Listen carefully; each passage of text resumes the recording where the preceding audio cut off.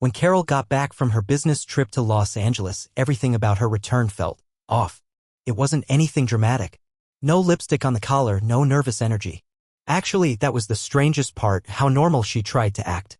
She dropped her overnight bag by the door, breezed into the kitchen like she hadn't been gone for 3 days, and asked if we still had any of that ginger tea she liked. She wore that same charcoal blazer she always traveled in, her hair tied back in that quick, practical bun she used for meetings. Everything about her screamed routine. I was hanging up her coat when a folded slip of paper dropped out of the inside pocket. It fluttered to the floor softly like a napkin or a grocery list. I almost ignored it, but something made me crouch down and pick it up. It was a hotel receipt. Nothing suspicious at first glance. Name, check-in date, check-out date. But then I saw it, the Langham Huntington, Pasadena. A 5-star resort. I blinked. Carol's company didn't usually go for that level of extravagance, especially not for junior VPs. Then my eyes traveled down to the room description, King Deluxe Suite. Okay. Odd. Still possible maybe they upgraded her. Maybe something was full. But then came the dinner line. Room service for 2. Champagne. Dessert. A romantic couples package tucked in as a special offer. 2 guests. Not 1. I just stood there for a minute, staring at it like it would rearrange itself into something innocent if I waited long enough. My pulse began to thud in my ears, not from anger, at least not yet, but from this deep, nauseating sensation I hadn't felt before. I didn't even know what to call it. Disbelief? Premonition? Something primal, like instinct pulling at my ribcage. I walked into the kitchen where she was half distracted, scrolling her phone, already putting a kettle on the stove. I placed the receipt on the counter, unfolded directly in front of her. I didn't say a word. I didn't have to. She glanced down and blinked. No gasp. No deer-in-the-headlights look. Just this flicker of recognition, like she had rehearsed this exact moment. Oh, she said, and I remember how casual her tone was. Like I just reminded her she left the car lights on. Yeah, that's a weird one. Corporate booked a suite by accident. I was actually supposed to share the floor with Alyssa from compliance, but she missed her flight. So I had the suite to myself. Honestly, the whole thing was kind of awkward. I didn't say anything. My eyes were on her, and she met my gaze almost too directly. Confident as if she'd prepared for this. The dinner charges, she continued, now pouring water into her mug like it was the most boring story in the world, probably a billing error. You know how these hotels are. I'll have to call them and get it straightened out. We only had snacks in the lounge anyway. Champagne room service? I asked. My voice surprised me. Too calm. Too flat. She looked up, gave me a slight smile. Oh, that was complimentary. They do it for sweet guests. It's probably automatic. I didn't even drink mine. Her tone was light, even amused, as if she were helping me through my confusion. As if I were the one who needed clarification. I should have believed her. On paper, the story checked out. People do make booking mistakes. Hotels do tack on the wrong charges. But it was the way she said it. Polished. Seamless. No hesitation.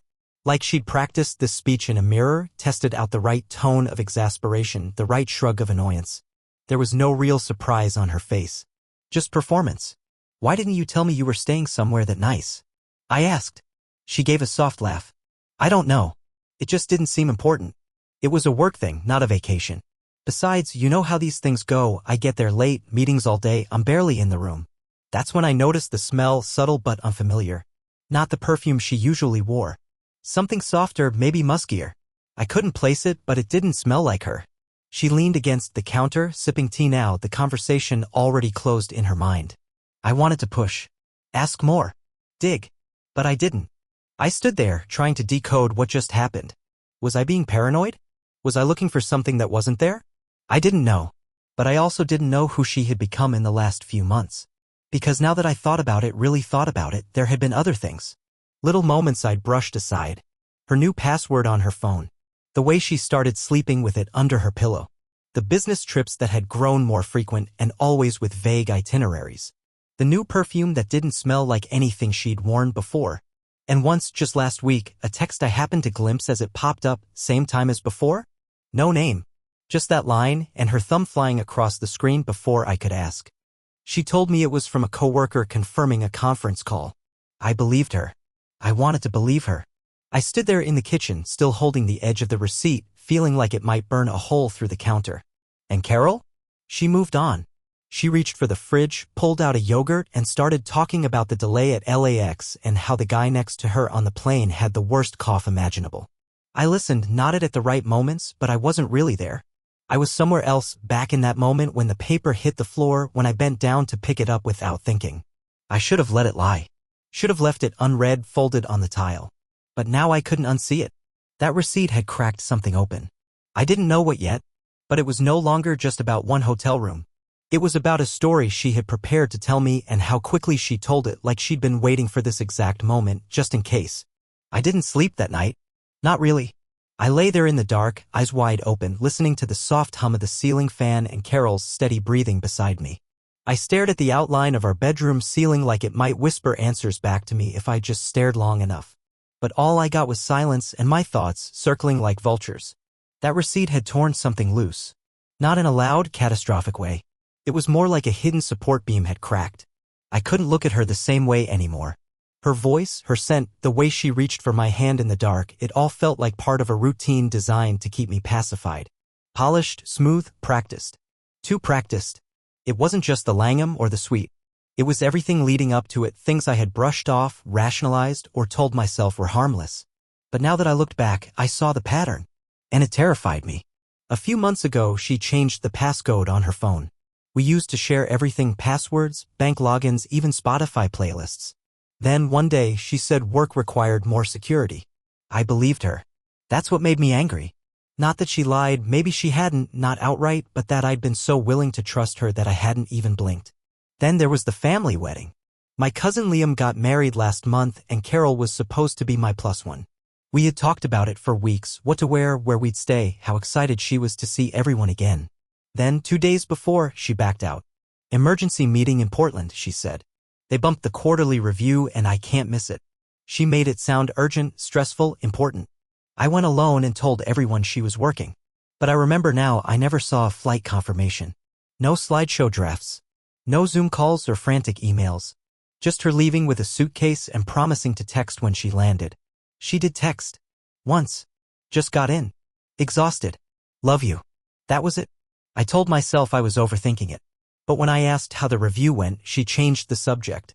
It was brutal, she said, already scrolling through her phone. I'm just glad it's over. That was all she offered. No details. No mention of coworkers or presentations or that one exec she always complained about. Now I realize she never said it was in Portland. I just assumed. Other things came back in flashes. The new perfume she started wearing out of nowhere. Musky, warm, foreign. She never wore anything like that before. When I commented on it, she said her boss gave it to her as a birthday gift. From his wife, she added quickly, too quickly. Then there was the lingerie. I found it stuffed in the back of her drawer one evening while folding laundry. Red lace. Price tags still attached. Not my taste. Not hers either, honestly. I didn't ask about it. Maybe I didn't want the answer. Now I couldn't stop asking questions. She had changed, but not in a way you'd notice if you weren't looking closely. It was like someone switching puzzle pieces one by one. A glance held too long at a notification. A smile that didn't quite reach her eyes. A hesitancy when I touched her. Small, almost invisible shifts that only now screamed for attention. When we first met, Carol was open in a way that felt rare. She talked with her hands, told stories in circles, and kept too many tabs open in her browser because she couldn't focus on just one thing. But lately, she'd gotten quiet. Not cold. Not hostile. Just measured. Careful with her words. Her laugh didn't come as easily. Her hugs were shorter. She used to lay her head on my chest while we watched movies. Lately, she stayed on her side of the couch, phone in hand, feet tucked under herself like she was preserving distance. I told myself it was work stress. Deadlines. Promotions. The natural ebb and flow of a long relationship. We'd been together 7 years, married for 4. People grow, shift, evolve. I chalked it up to that. But now I wondered, was it evolution or replacement? At 3 a.m. I finally got out of bed. I moved quietly, trying not to wake her. She didn't stir. I went to the kitchen and poured myself a glass of water. The house was dark and still except for the ticking of the wall clock and the occasional creak of floorboards settling.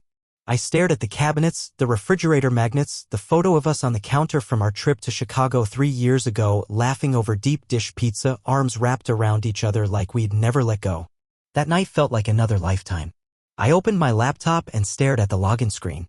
I hadn't used our old shared MacBook in months. We mostly used our phones now. But this laptop was still synced to her cloud account, mostly for backup. She probably forgot. Or maybe she assumed I never checked it anymore. Part of me felt dirty. Like I was violating something sacred.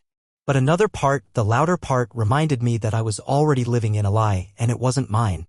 I entered the password. It still worked. The desktop loaded slowly, and I sat back, heart pounding. My hands hovered over the trackpad, then opened the Photos app. That's when I saw the thumbnails. Dozens of them. Recent. Some were ordinary sh*ts of conference rooms, airport gates, dinner plates. But a few stood out. Blurred background. Hotel sheets. A familiar robe. One in particular froze me. Carol, sitting on a bed I didn't recognize, in a white robe. She was laughing, hair damp, legs crossed. Her expression wasn't staged or stiff. It was genuine. Carefree. And just out of frame, a man's arm. Broad shoulder. Tan skin. Part of his face visible in the mirror behind her. It wasn't me. The timestamp was from her trip to LA. The Langham. My hands were cold. My mouth dry. I clicked through more pictures, finding duplicates she had deleted from her phone, but not here. Her cloud backup had kept everything. Photos of wine glasses clinking on a balcony, shadows of two figures on a hotel curtain, her handwriting on a room service order. All of it hidden in plain sight. I closed the laptop and stared at the wall for what felt like hours. I wasn't shocked. Not anymore. Not after everything my mind had stitched together during the night. But seeing it clear, documented, undeniable was different. It turned suspicion into proof. Doubt into devastation. When I finally returned to bed, the sun was starting to rise. Pale light leaked through the blinds. Carol shifted in her sleep and rolled toward me, murmuring something I couldn't understand. I lay beside her, staring at the ceiling again. Something had broken, and this time I couldn't unsee it. I couldn't forget the photos or the receipt or the lies that wrapped around her voice like ribbons. I didn't know what came next. But I knew one thing. This wasn't just a crack anymore. It was the start of a collapse.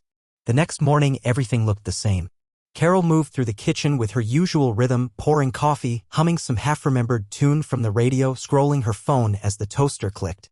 If you had dropped into our house right then, you'd think we were fine. You'd think we were normal. But I was staring at a ghost. She asked if I wanted eggs. I said no, voice flat, and she barely noticed.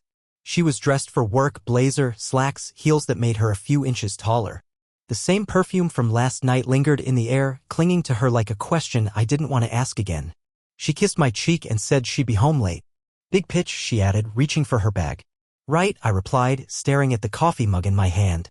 It was the one she got me last Christmas. Blue with white letters, best husband ever. It felt like a joke now. When the door clicked shut behind her, I waited. Not long. 5 minutes maybe. Just enough to be sure she wouldn't double back for something she forgot. Then I opened the laptop again. I needed to see it one more time. Not out of doubt, no, that was gone. I needed it to sink in. I needed to feel it fully. To stop making excuses in my head. The Photos app opened to the same image I had stared at for hours the night before, her, in a white robe on a hotel bed, laughing.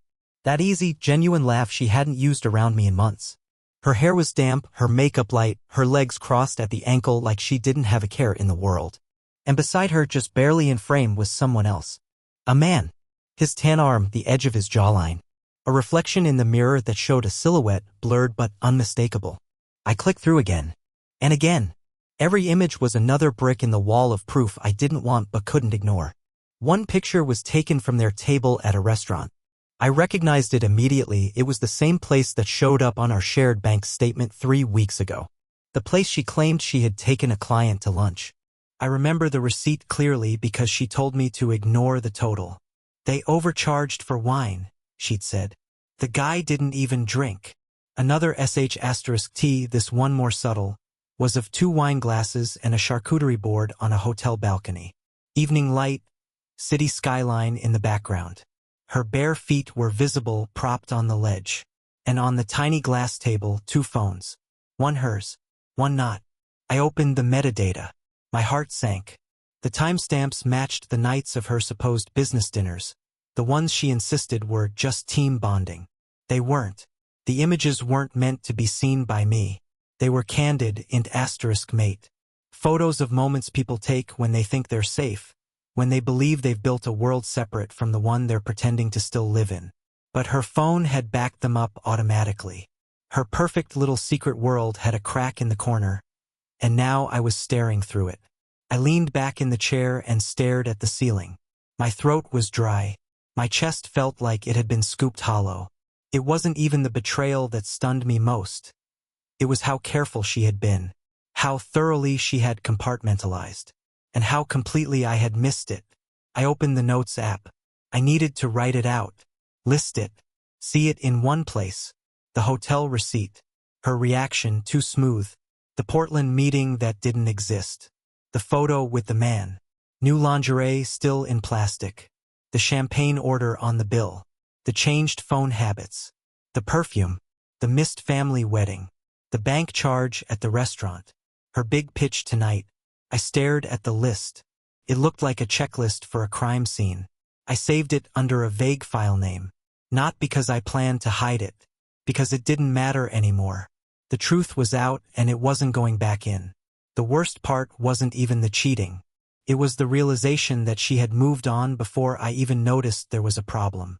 She had emotionally unplugged from our life while I was still adjusting the thermostat, washing our shared laundry, texting her funny memes on lunch breaks. She had already left me. Her body just hadn't followed yet. Around noon, I opened our shared calendar. She'd marked tonight's pitch with a fake meeting title, Outreach Review Q3. No address, no Zoom link, just a 2-hour block and a smiley face emoji in the notes. A smiley face. I stared at it for a long time, then clicked it away. The performance was over. I'd seen behind the curtain. I thought about texting her, about confronting her, but something stopped me. It wasn't fear. It was clarity. If I accused her, she'd lie.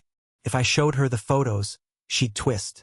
I'd seen her talk her way out of impossible corners before. At work, with family, even with friends. She was smart, quick, calm under pressure.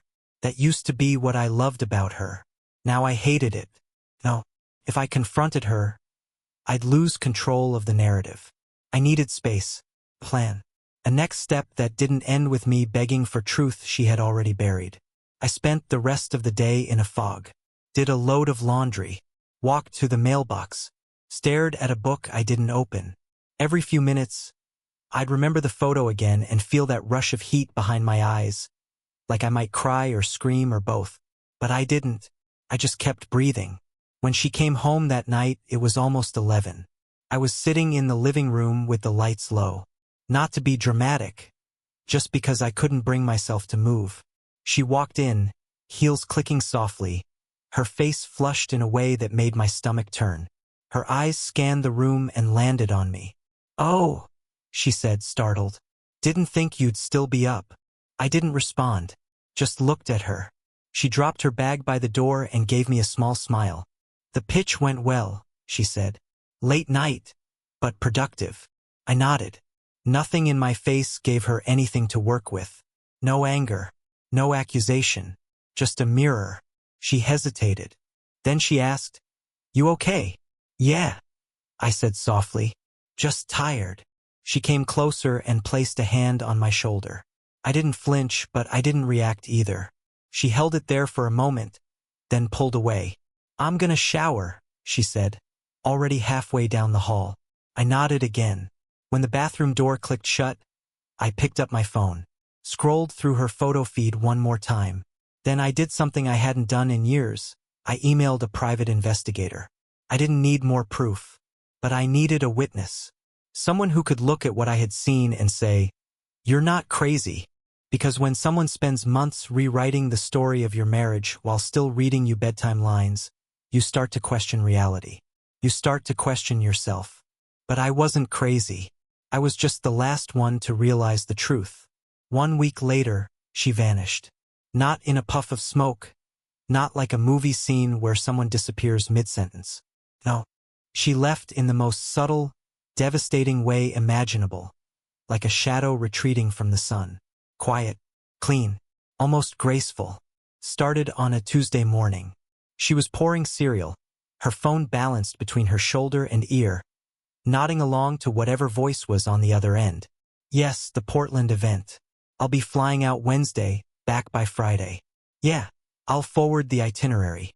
When she hung up, She turned to me, already reaching for her travel mug. "Just 2 days," she said, with a smile that didn't quite land. "In and out.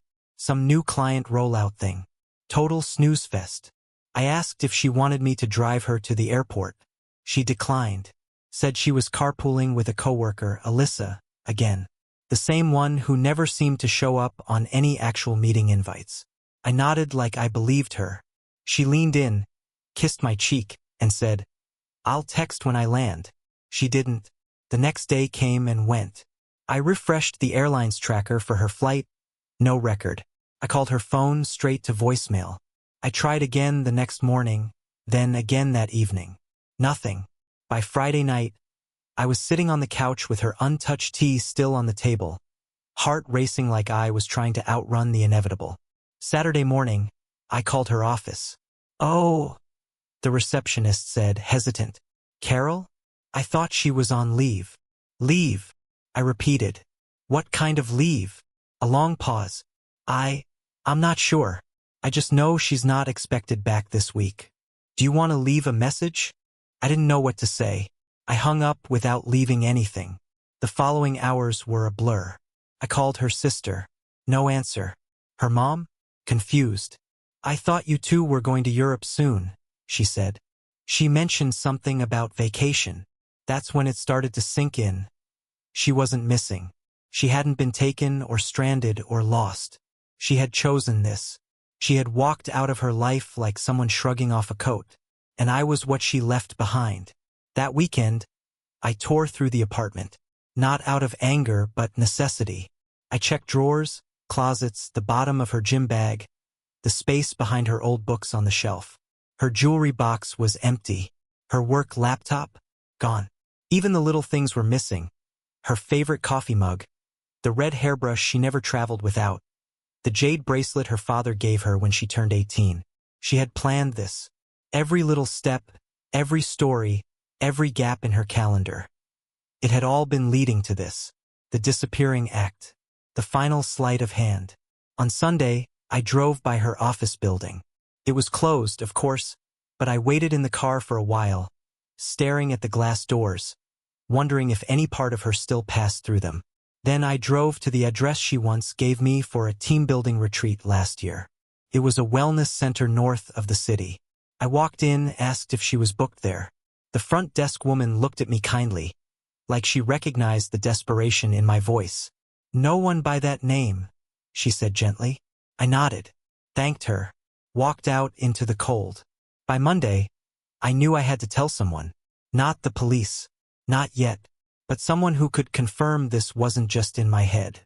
So I called her cousin Mara, the one she only saw on holidays but talked to constantly by text. "Hey," I said, trying to keep my voice even. "Have you heard from Carol?" There was a pause. Then, "Not since Christmas." "Why?" "She's gone," I said simply. "She said she was going to Portland for work. But she didn't. She's not answering her phone. Her office says she's on leave. Her mom doesn't know anything. She's just disappeared." Mara was silent. Then she said something that stopped me cold. "I didn't realize you two were still together." "What?" "I mean, sorry, it's just..." She told me things were ending, that you were separating. She said you'd already moved out. I blinked. "What? When did she say that?" "Back in February, I think. We were very much still living together in February. She'd kissed me goodnight every night. We'd gone to dinner with my parents. We bought new curtains. So now, not only had she vanished, she had rewritten the story to everyone else. She didn't just walk out of our life. She had erased me from hers. In her version of events, we were already over. I was a chapter she had already closed. No one was expecting her to check in with me because in their minds I was gone. Just a footnote. A man she once knew. That realization hit harder than the photos. Harder than the receipt. Because betrayal is one thing. But being forgotten, that's something else. That night, I sat in the kitchen and stared at the two mugs in the cabinet. Hers was gone. Mine still said best husband ever. I wanted to throw it, smash it, but I didn't. I just stared. I opened my phone and scrolled through our texts. So many of them felt fake now. Little lies wrapped in emojis and hearts. Love you. Call when you're free. Can't wait to be home. Home. She had burned the bridge and salted the ground behind her. Over the next week, I tried everything. I emailed her. The messages bounced. I called friends. Most were vague. We haven't heard from her in a while. One even asked, "You guys are still together?" It became clear this wasn't abandonment. It was reinvention. She wasn't hiding. She was already someone else in the eyes of the people she needed. And me? I was the loose thread she'd snipped and left to fall. I filed a missing persons report. Not because I thought she was missing, but because I needed something official, some document to say, yes, this happened. That I hadn't imagined it. The officer asked if there was any history of mental health issues. I said no. He asked if she took any medication. No. Any sign of distress, unusual behavior, self-harm? I said. She smiled when she left. He wrote that down like it meant something. By the end of the week, I received a call from her HR department. A woman named Rebecca. She spoke carefully like she was navigating a minefield. "We're calling to confirm the resignation." "What resignation?" I asked. "Carol's. She sent notice 2 weeks ago. Said it was time for a new chapter. We sent confirmation to her new email address. She's been deactivated from our system." I didn't respond. I just listened to the dial tone after she hung up. It was official. She had quit her job, cut off her phone, deleted her email, and ghosted her life like a story she didn't want to finish. I wasn't just being ignored. I was being erased. 10 days after she disappeared, I finally heard back from the cyber investigator I had hired. His name was Lang. Clean-cut, mid-40s, spoke in clipped sentences like he didn't want to waste syllables. We met at a coffee shop near the edge of town. He slid into the booth, pulled out a thin manila folder, and didn't even order a drink. "She's not missing," he said, opening the folder. "She's rebranded." I didn't respond right away. I just stared at the folder, so plain, so ordinary. But I knew whatever was inside was going to hit like a freight train. He slid it toward me. "Her new name is Jessica Lynn Hart. She's living in Santa Fe, New Mexico. Has been for about 9 days. My fingers hesitated before touching it. "Jessica," I repeated slowly. "That was her middle name." "Yeah. And Lynn's her grandmother's maiden name." "Pretty common technique, use something familiar so you won't slip up when introducing yourself." I flipped the folder open. Inside were printouts, screen grabs, public records, even a lease agreement. I saw her handwriting on the lease, clean and purposeful, just like always. The address was a cozy Adobe-style home tucked on a quiet street in Santa Fe. Rent had been paid in full for 6 months. The signature at the bottom, Jessica L. Hart. She got a job at a design studio downtown, Lang continued. Small operation. Boutique, high-end clients, some recognition in the Southwest. Her resume's legit, but the name's different. She used an email with a fresh domain. Brand new LinkedIn. No history. Started the account last week. I turned the page and found a copy of her company bio. There she was, different hair, darker now, cut to shoulder length, with soft waves instead of her usual clean bun. The photo looked casual, like she didn't want to be caught posing. She was smiling. Happy. Lang pointed to the emergency contact section on the job form. "This guy, Ricardo Morales. He's the linchpin." "Who is he?" "Divorced. Mid-30s. Owns a landscaping business in the area. Has a 7-year-old son from a previous marriage. Known locally. Some community involvement, youth soccer, veterans outreach. Normal guy." My eyes scanned the information. There was a **T from Ricardo's Facebook page. He stood next to Carol, no, Jessica now, on a hiking trail. She had her arm around his waist. He was holding his son on his shoulders. They looked like a family. One I didn't recognize. Lang tapped another photo. "This one's from a neighborhood block party. A friend of Ricardo's tagged her, called her Jess." I stared at the image. She was wearing jeans and a flannel shirt, holding a glass of sangria and laughing like she had lived in that neighborhood for years. I recognized the necklace she was wearing. "I bought it for our anniversary 2 years ago." "She's using a local number now," Lang said. "Registered it the day before she quit her job in your town. Clean break. She left almost no digital trail. If she hadn't backed up her photos that night, you wouldn't have caught any of this." I nodded slowly, still staring at the image. "She didn't just leave me," I said quietly.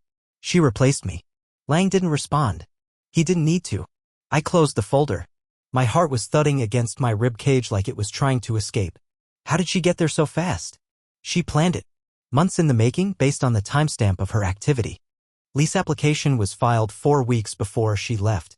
First deposit went through a day after that Portland trip that wasn't real.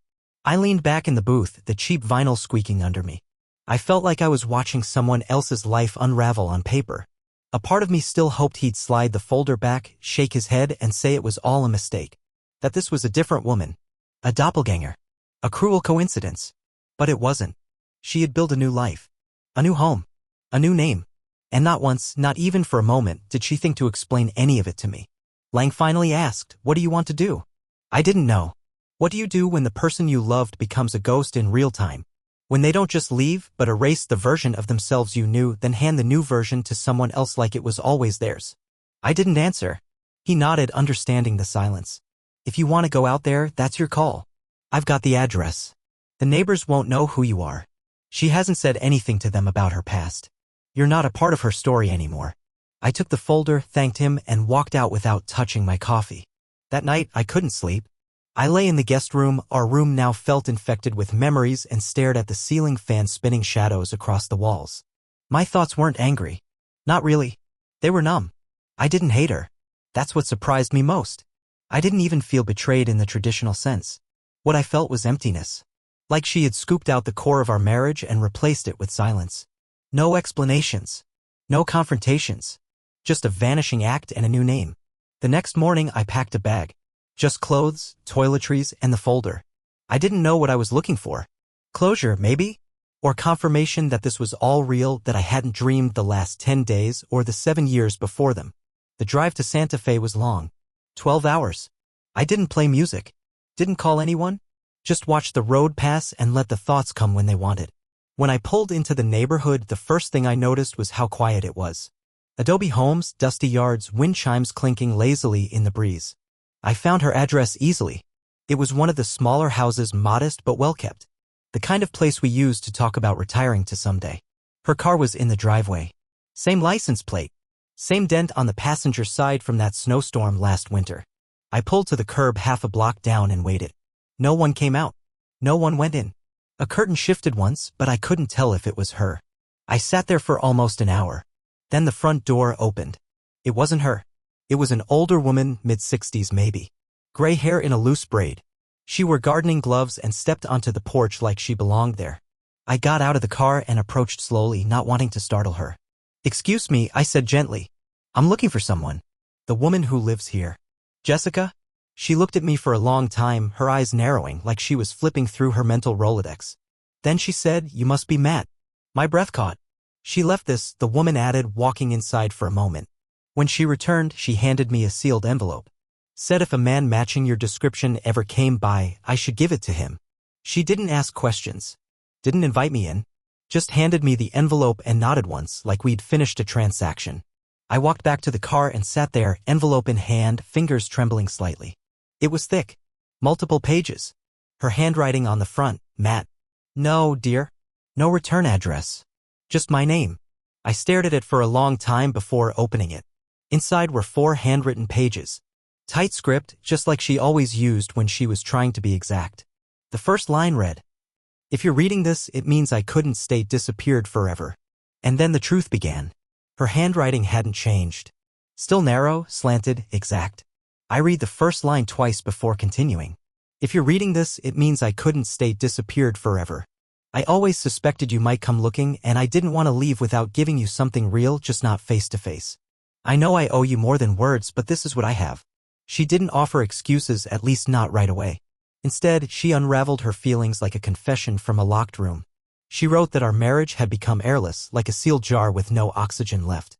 That she had felt herself vanishing in small ways long before she ever packed a bag. That she didn't leave because of someone else, not entirely. Ricardo, she said, was a byproduct, not the cause. It wasn't about escaping you, she wrote, but escaping the version of me I had become with you. I didn't know how to explain that in a way you wouldn't try to fix. I didn't want to be fixed. I wanted to start over. Not as a wife, not as Carol, but as someone new. Jessica was a name I chose. But more than that, it was a life I picked for myself. She said she knew it was cruel what she'd done. Vanishing, lying, severing ties without warning. She admitted she had rehearsed the goodbye in her head 1,000 times but never found a version that felt kind. Every scenario ended with pain, so she chose silence. I couldn't trust myself to stay if I saw you broken in front of me, she admitted. So I left first, and then I made sure the version of me you remembered would fade. She told me she was happy in Santa Fe. Not blissful, not euphoric, just grounded. She was working again, learning new things, helping Ricardo raise his son, who had beg asterisk and calling her Jessie. She said it felt strange, but it also felt real. I didn't leave to hurt you, she wrote. But I know I did. I know I do still, by existing like this, in another name, in another life, in a story where you don't belong anymore. But please believe me when I say, you were never the villain. You were always the home. I just didn't want to live there anymore. She signed the last page with a name I barely recognized. Jessica. And that was it. No phone number. No request for forgiveness. Just a letter to explain the silence, and to close the door without slamming it. I left Santa Fe the next morning. I didn't knock. I didn't ask to see her. What could I possibly say that hadn't already been answered in her letter? There was no confrontation waiting for me, no cinematic goodbye. Just quiet. Back home, I packed my things and moved out of the house we once shared. It felt like living in a museum of a life that no longer existed. Every photo frame and couch cushion whispered memories I didn't ask for. I rented a room above a little antique store in the town where I grew up. It was simple, small, peaceful. The kind of place where no one knew my story unless I wanted to tell it. I found work restoring old books, which felt fitting. Taking broken spines and faded pages and giving them shape again. It gave me something to do with my hands, and eventually with my heart. Months passed. One day, an envelope arrived at the store. No return address. No handwriting I recognized. Inside was a photograph. It was me, standing in